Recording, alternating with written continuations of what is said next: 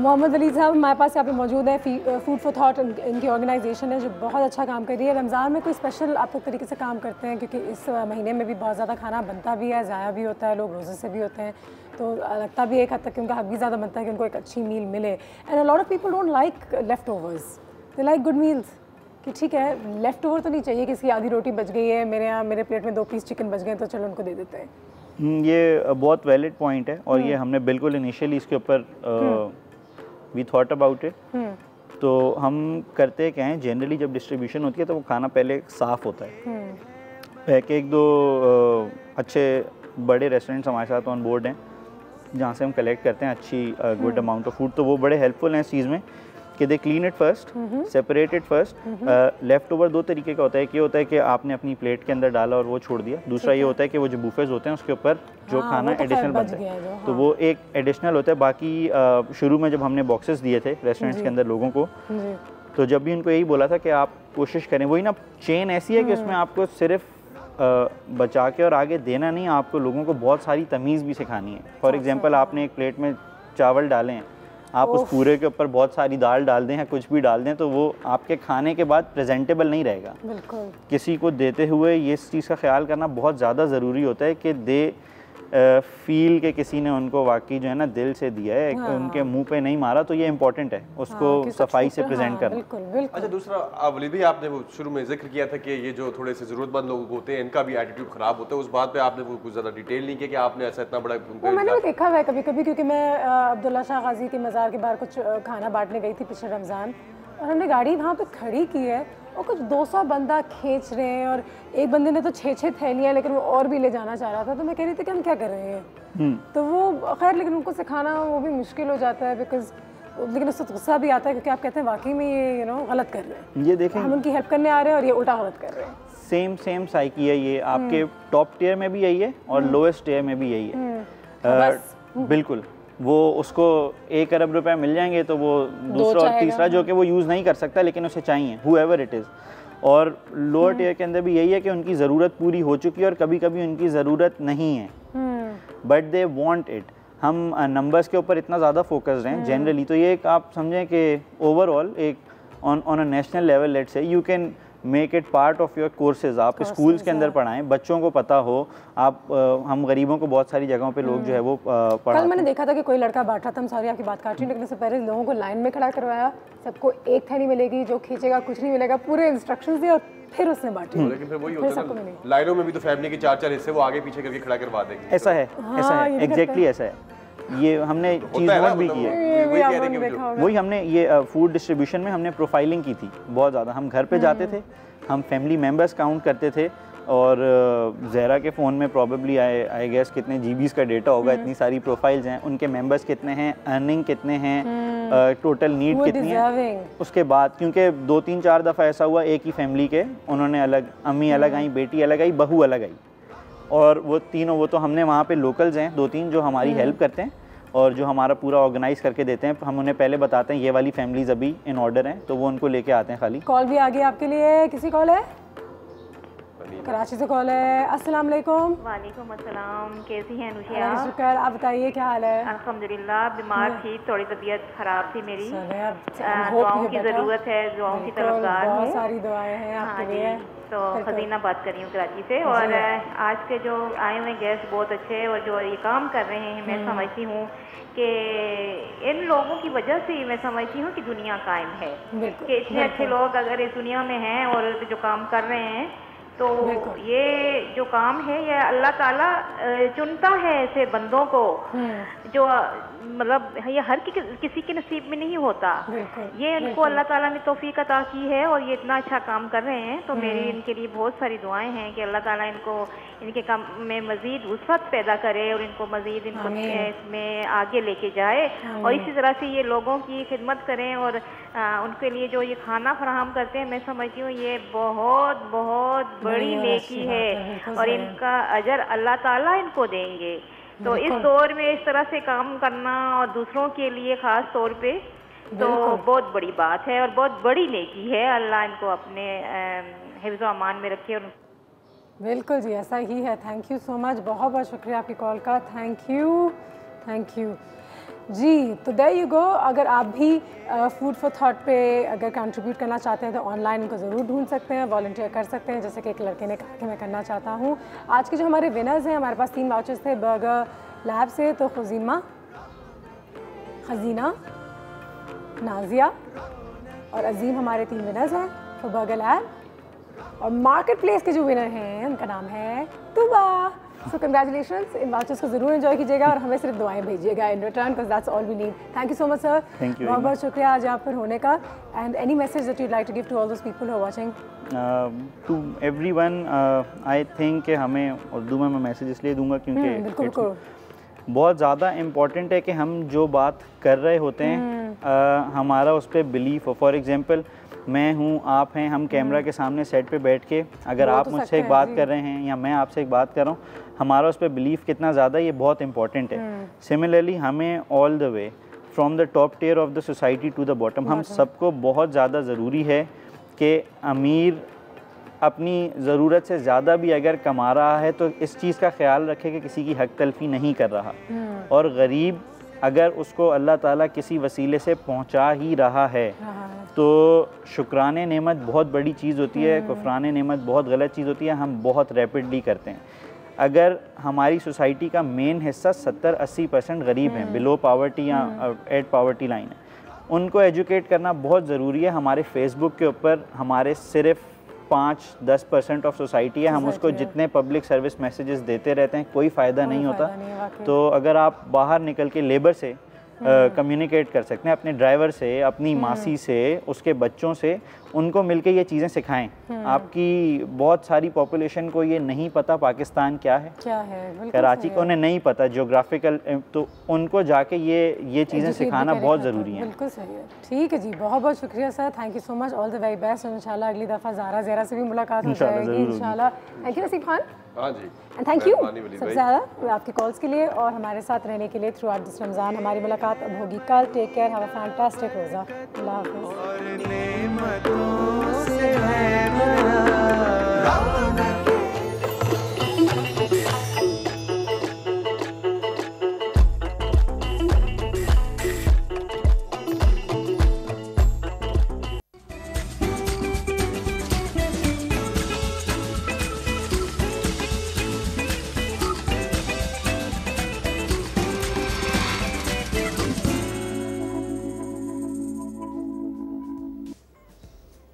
अस्सलाम वालेकुम जनाब, मैं हूं आपका अपना शेफ ज़ाकिर और मौजूद हूं आप सबके साथ अपने शो ज़ाकिर किचन्स को लेके। आज कराची में गर्मी का पारा बहुत हाई है, थोड़ा सा ख्याल रखें, ख़ास तौर पे उन बच्चों का जिन्होंने मोहब्बत में और अपनायत में रोज़ा रखा है छोटी सी उम्र में। और वैसे भी छोटे बच्चे जो हैं गोद के, उनका बहुत ज़्यादा ख्याल रखें। बहुत मजबूरी हो तो घर से बाहर निकलें, अदरवाइज़ कोशिश करें कि बाहर निकलने को अवॉइड करें क्योंकि बाहर बहुत गर्मी है। 2 सफ़र हैं जनाब। वेजिटेबल का कॉन्सेप्ट आज, एक मीठा, कल जो आपकी नज़र होना था वो आज इंशाअल्लाह ताला सिंपल माह रमज़ान के हवाले से। और ये ऐसा मीठा है कि आप इसको ईद में भी बना के सर्व कर सकते हैं। अच्छा याद रखिएगा, हम कम्बिनेशन जो खानों का या बाकी चीज़ों का जो लेके चल रहे हैं उसमें ऐसा नहीं है कि आप रमज़ान में ही बनाएं और रमज़ान के बाद इसका कोई इस्तेमाल नहीं, ऐसा नहीं है, बल्कि आप रमज़ान के बाद भी इन चीज़ों को बना सकते हैं। ख़ास तौर पे ईद की अगर हम बात करें तो ईद में बहुत मज़ेदार खाने बनते हैं घरों में, तो उसमें भी आप इनका इस्तेमाल बआसानी कर सकते हैं।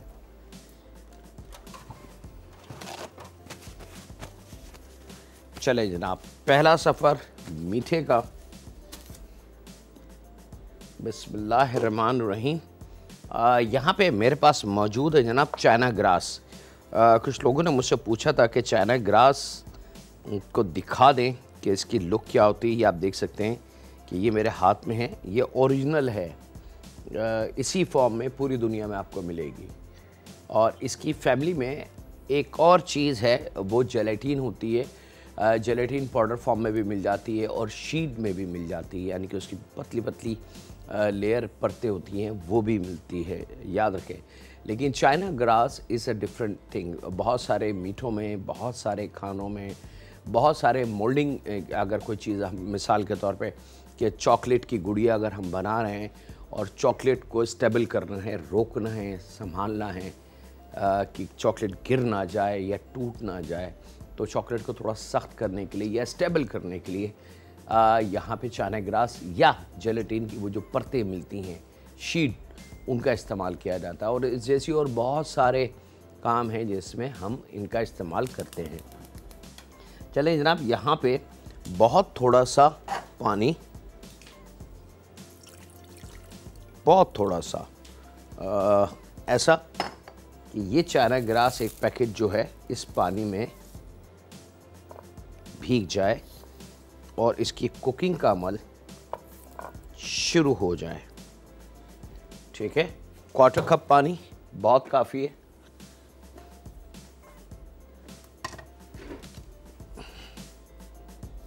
और यहाँ पे चंद लम्हों बाद ये चाइना ग्रास पानी में हल होना शुरू हो जाएगी।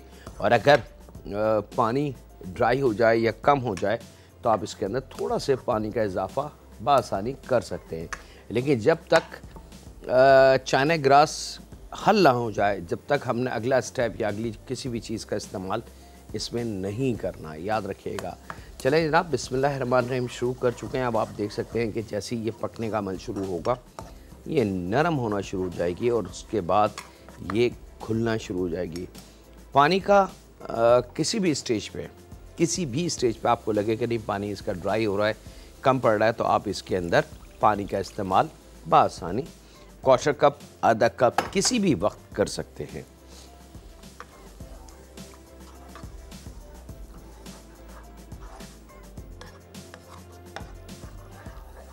बहुत सारे ऐसे मीठे हैं जिसमें इसका इस्तेमाल है बहुत सारी जगहों पे। पाकिस्तान में इतना इस्तेमाल या हमारे घरों में इसका इस्तेमाल इतना नहीं होता। बेसिकली बहुत सारी ऐसी चीज़ें होती हैं जिसका हमें पता भी नहीं है और वो रूटीन में हमारे इस्तेमाल में आ जाती हैं या उसकी बनी हुई प्रोडक्ट हमारे घर में आ जाती हैं और हम बड़े शौक़ से और बड़े इंजॉय करते हैं उसको खाते वक्त। लेकिन उसके पीछे जिन चीज़ों का अमल होता है वो एक फैक्ट्री के इस्तेमाल की चीज़ें होती हैं या प्रोडक्शन के इस्तेमाल की चीज़ें होती हैं और वो घरों तक उनके नाम भी नहीं आते और हम सिर्फ ये सोचते हैं कि ये बनी कैसे होगी, मज़ेदार कैसी बनी होगी। असल में वो चंद चीज़ें हैं उनकी वजह से वो चीज़ इतनी मज़ेदार और जायकेदार बनती है। अब आप देख सकते हैं जनाब कि चंद लम्हों में ये ड्राई होना ख़त्म हो गई, यानी कि गीली होकर नरम हो गई और अब ये खुलना शुरू हो गई है। और जैसे जैसे ये खुलेगी, मैं आपको दिखा दूं, ये आप देख सकते हैं कि ये अब पानी में हल होने का अमल इसका बड़ी तेज़ी से शुरू हो गया। बस इसको इस तरीके से चलाते रहें ताकि जल्दी से ये गाढ़ी हो जाए। जब ये गाढ़ी हो जाए जनाब, तो फिर यहाँ पे इसमें 1 पाव दूध हमने शामिल कर देना है और अब इसको मिक्स करेंगे।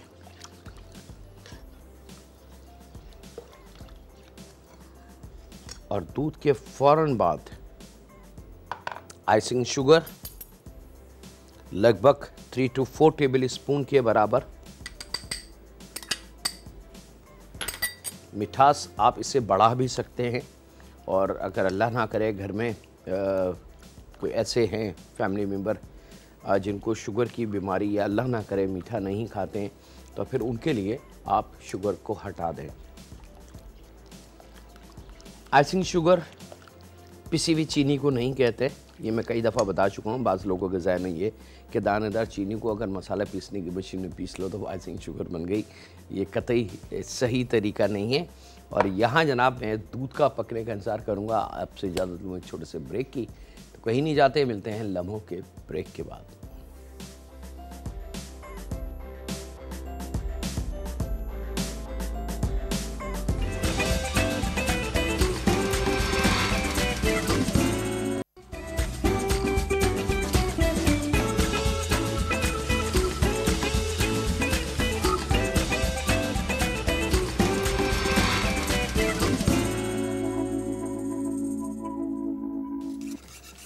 वेलकम बैक जनाब। ब्रेक से वापस आ चुके हैं। या खूब अच्छी तरीके से आपने इसको इस बात का इत्मीनान कर लें कि अगर जो है वो खूब अच्छी तरीके से मिक्स हो जाए और चूल्हे की लो हमने स्लो रखनी है, यानी कि दम वाली कंडीशन पे।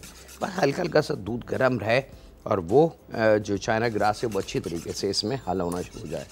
और हल होने की एक और निशानी ये कि आप जब इसको इस तरीके से देखेंगे तो अगर चाइना ग्रास के पीस होंगे बड़े बड़े तो वो इसमें स्टक हो जाएंगे, लेकिन अगर बिल्कुल ही क्लीन आपको ये मिले तो समझ लें कि चाइना ग्रास भरपूर तरीके से हल हो चुकी है। जब ये अमल हो जाए, यानी कि हल होने का अमल ख़त्म हो जाए, तो फिर यहाँ पे टेट्रा पैक क्रीम हमने लेनी है एक पूरा पैकेट और वो इसमें हम शामिल कर देंगे।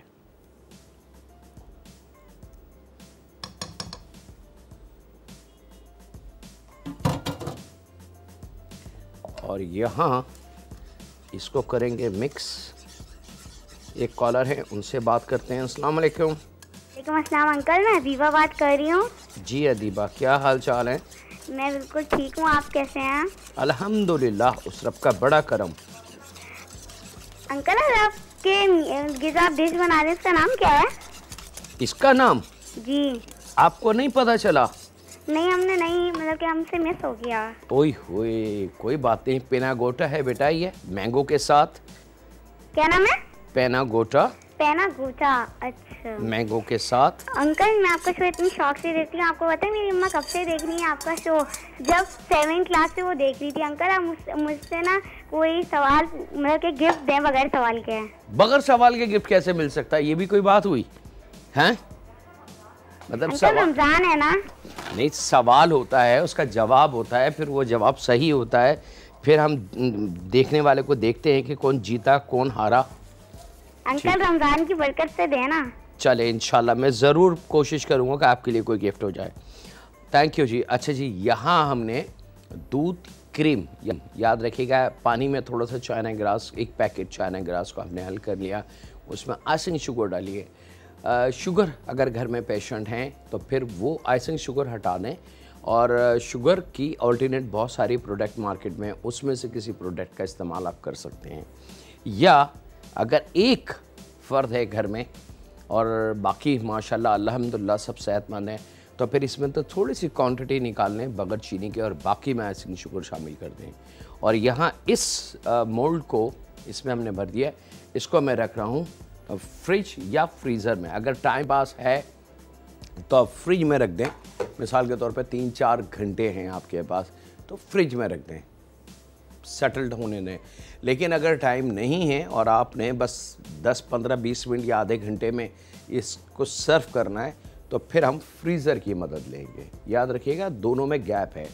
अगर कल आपने मीठा बनाना है और रात में आपने तैयारी करके रख दी तो फिर बगैर डरे इसको फ्रिज में रख दें, लेकिन थोड़ा सा रूम टेम्परेचर पे आने के बाद, क्योंकि ये अभी बहुत गर्म है, इस वजह से मैंने यहाँ रख दिया कि थोड़ा सा इसकी जो हीट टेम्परेचर है वो नीचे गिर जाए, तो फिर हम इसको उठा के फ्रिज या फ्रीज़र में, दोनों ऑप्शन। मैं हर फ्रीज़र का इस्तेमाल करूँगा क्योंकि मेरे पास टाइम बड़ा लिमिटेड होता है। अच्छा जनाब, यहाँ पे अब आ जाते हैं इसका अगला स्टेप। अगला स्टेप है इसका एक बहुत ही अच्छा सा फ्लेवर बनाना है, जिसको हम मैंगो प्यूरी कहेंगे। यहाँ पे 1/4 कप के बराबर वाइट विनीगर, दारचीनी 4-5 टुकड़े 1-1.5 इंच के, और दानेदार चीनी लगभग 3 टेबल स्पून। ये चीज़ें शामिल करके हमने इसमें शामिल करना है शहद। और यहाँ वक्त है ब्रेक का। यहाँ 3 टेबल स्पून के बराबर मैं शहद शामिल करता हूँ। आपसे ज़्यादा चाहता हूँ छोटे से ब्रेक की। मिलते हैं लम्हों के ब्रेक के बाद।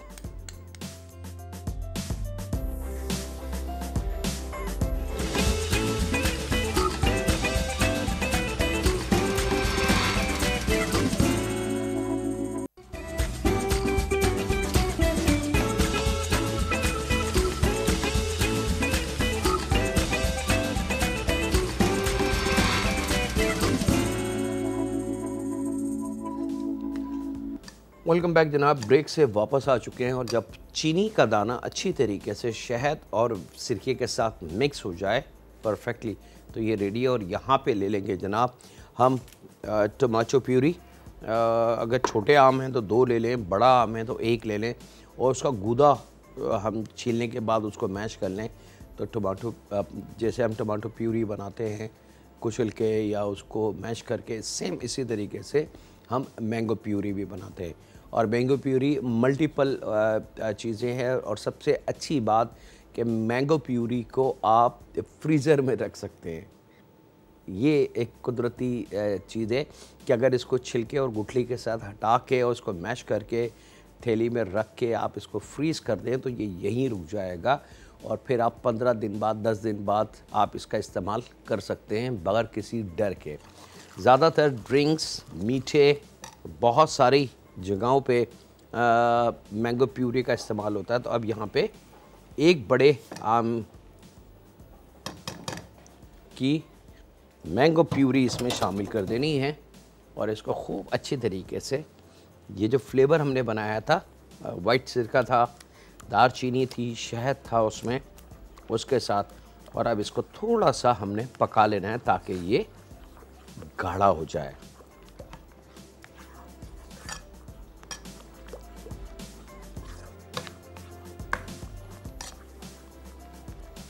और जो चटनी बनती है मैंगो की, उसमें भी प्यूरी का इस्तेमाल होता है। बहुत सारी चीज़ें हैं मैंगो से रिलेटेड।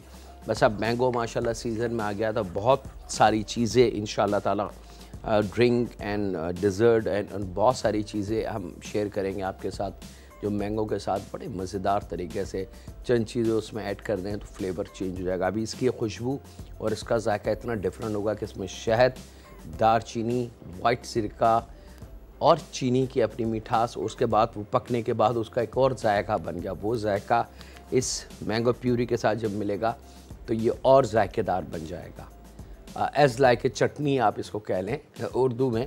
तो मेरे ख़्याल से ये मैंगो प्यूरी सॉस बन गया है जनाब। और इसको बहुत सारे मीठों पे, बहुत सारे केक, बहुत सारी पेस्ट्रियाँ और लातादाद दूसरी चीज़ों के साथ हम इसको सर्व कर सकते हैं, अप्लाई कर सकते हैं उनके ऊपर या उनके साथ रख सकते हैं।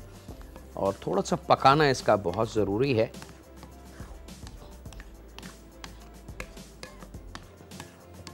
जैसे जैसे ये पकेगा जनाब, इसका कलर जो है वो चेंज होना शुरू हो जाएगा थोड़ा सा।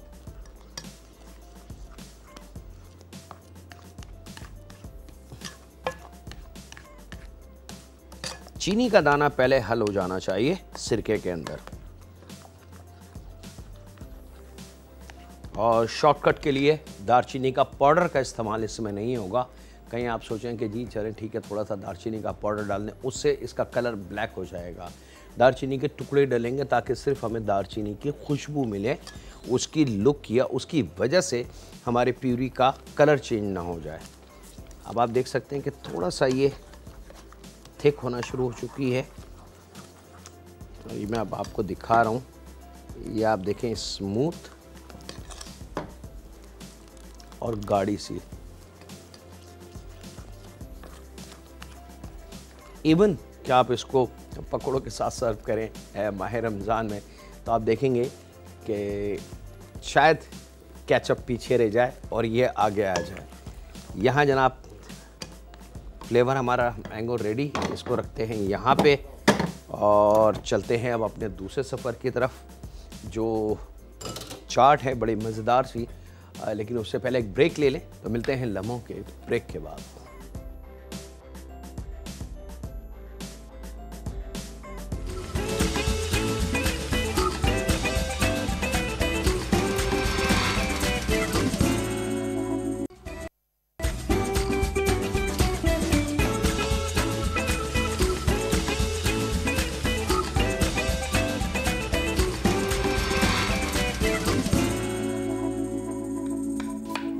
वेलकम बैक जनाब। ब्रेक से वापस आ चुके हैं। यहाँ पे दूसरे सफ़र की तैयारी इफ्तार के लिए एक बड़ी सिंपल सी लेकिन एनर्जी से भरपूर एक चाट कह लें उसको।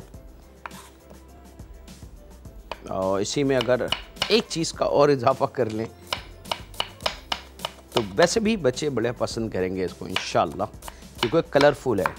इसके अंदर जिन चीज़ों का इस्तेमाल है अगर उसको इंडिविजुअल आप सर्च करें नेट पे तो आपको अंदाज़ा हो जाएगा कि ये कितनी ताकतवर चीज़ें हैं अपने वजूद के हिसाब से। और जब इन सब को हम मिक्स कर लेंगे तो आप खुद सोच लें कि ये जो चाट बनेगी वो कितनी ताकतवर या कितनी मज़ेदार होगी। असल चीज़ है रमज़ान पूरे दिन रोज़ा रहता है और इफ्तार के फ़ौरन बाद एनर्जी को बिल्ड करना होता है, तो उसमें कुछ ऐसी चीज़ें इस्तेमाल की जाती हैं या करनी चाहिए जो कम खाई जाए लेकिन एनर्जी बहुत ज़्यादा हो उसमें। यहाँ पे 1 अदद प्याज को हमने स्लाइस करना है और रफली सा चॉप कर लेंगे।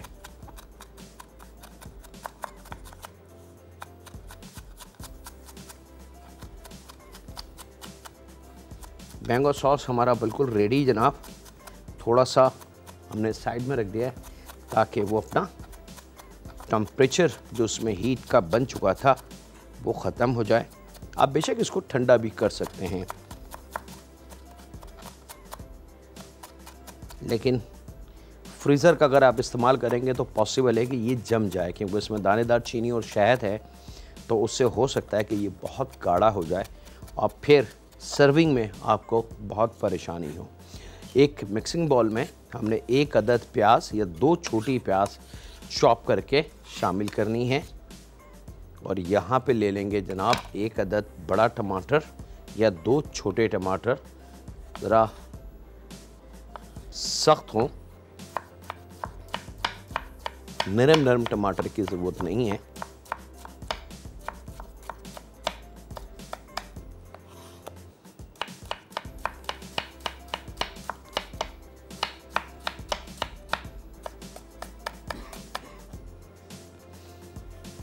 और इसको भी हमने थोड़ा सा चॉप कर लेना है ताकि टमाटर थोड़ा छोटा हो जाए तो सर्विंग में और दिखने में इसकी लुक बड़ी अच्छी आती है। चलें जनाब, टमाटर थोड़ा सख्त होना चाहिए और रेड कलर का हो तो क्या बात है। छोटे हों तो 2 ले लें, 3 ले लें, इसमें आपको इजाज़त है थोड़ी कमी बेशी करने की।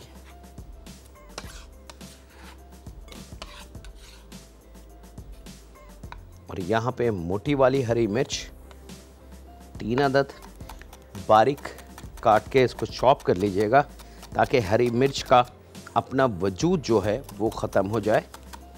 और उसके बाद क्वार्टर गड्डी धनिया और 2 अदद उबले हुए आलू हैं मेरे पास, उनको भी मैंने काट लेना है।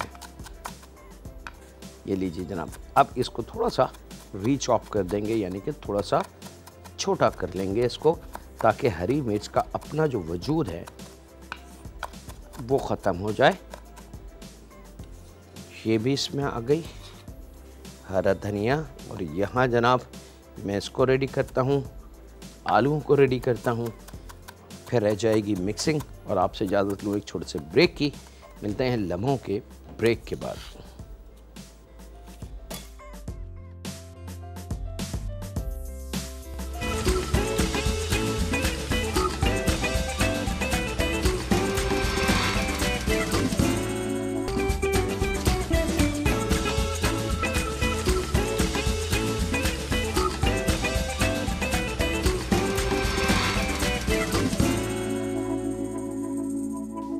वेलकम बैक जनाब, ब्रेक से वापस आ चुके हैं। अब हमने मोल्ड से उसको अपने अपने करो उसको निकाल के शिफ्ट किया। अगर ये इस चीज़ का ख्याल रखिएगा कि अगर फ्रीज़र में आप रखेंगे तो ये स्टक हो जाएगा, तो बहुत आराम से टाइम लगा के इसको निकालेंगे। थोड़ा सा गर्म पानी कर लेंगे और उसमें इसको थोड़ा सा डुबो के और फिर निकाल लेंगे तो आसानी से ये मोल्ड से बाहर आ जाएगा, ठीक है। और उसके बाद सीज़न फ्रूट या अंगूर या जो भी आपके पास, या मैंगो काट के इसके बीच में भर सकते हैं। मैंने सिर्फ थोड़ा सा फ्रूट रखा है दिखाने के लिए। और उसके बाद ये सॉस इसके ऊपर आ जाएगा, ठीक है। अब सॉस क्योंकि मेरे पास टाइम की कमी है तो मैं इस तरीके से इसको शामिल कर रहा हूँ। आप इसकी डिज़ाइनिंग कर सकते हो जैसे जी चाहे, हज़ारों लाखों स्टाइल हैं इसकी डिज़ाइनिंग की। अच्छा जनाब, यहाँ पे प्याज, टमाटर, हरी मिर्च, हरा धनिया, आलू हमने बारीक चॉप करके शामिल किए हैं। चाट है जनाब। और यहाँ पे 1 प्याली उबले हुए चने, आधा प्याली लाल वाला लोबिया उबला हुआ, मकई के दाने उबले हुए आधा प्याली के बराबर, बच्चों की मनपसंद, और मटर के दाने आधा प्याली उबले हुए बच्चों के मनपसंद, 1 टेबल स्पून कुटी हुई लाल मिर्च, जायके के हिसाब से नमक, और जनाब